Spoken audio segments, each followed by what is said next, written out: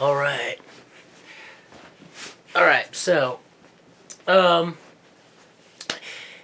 this video I'm going to briefly talk about the chemistry and pharmacology of Schisandra. Schisandra or Schisandra, I think it's, Schisandra. So, go back to my whiteboard. Okay, so there's 55, or over 55 different bioactive compounds in Schisandra. And a lot of stuff's going on, so I'm just going to hit on, like, certain points that I thought were important. So, let's go ahead and get into it. There's two main. It's got two main different types of compounds, like from two different general classes of compounds. So it's got lignins. Lignins in general. I'm not going to go into detail about what those actually are, because I think what makes a lignin is a little bit too technical and outside the scope of this video. But suffice it to say that they are a type of compound that's in a lot of high fiber foods, and a lot of them are I guess are associated with like anti-inflammatory and antioxidant activity.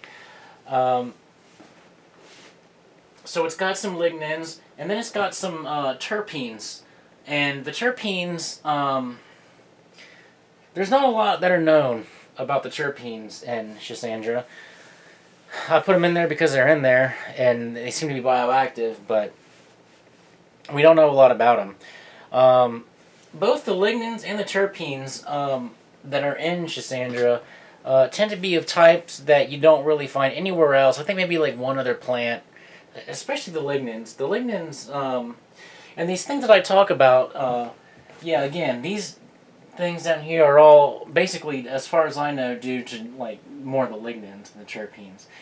So, getting right into these certain effects it has, one is antioxidant activity. And the antioxidant activity is very interesting because it's not a direct antioxidant. It's actually a little pro-oxidant. And so the antioxidant activity is basically via hormesis. Hormesis is like exercise, basically, where you give yourself a little bit of a stimulus, a little bit of a stressor, basically, and then the body just overcompensates. Or I guess the term in exercise is supercompensation. So you get a net gain. It's interesting. A little bit of a stimulus, you get more of an effect than you need to cover that. So that's what's going on here. Exercise is an antioxidant. That's exactly how it works by hormesis. It's a little bit pro-oxidant initially, and it's the same with this. And so it's more sustainable. You get this effect that helps your body actually be stronger in the long run. Then there's PXR. PXR is a type of receptor. There's other receptors like this too, where basically it senses things that the things that trigger it tend to be the things that are toxic, things that can be kind of like poisonous or whatever, and it's tied to like protein, like synthesis, like low. It's like tongue tied. It gets influenced by these things, and it influences synthesis via transcription. So basically, what this means is like when these compounds from Schisandra activate PXR.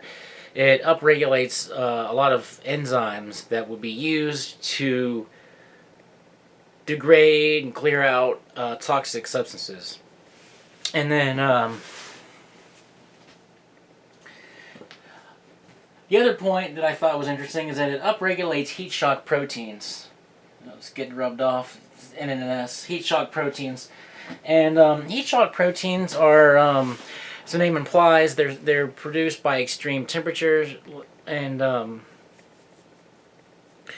like sitting in a sauna, that's one of the benefits that you supposedly get is upregulation of heat shock proteins.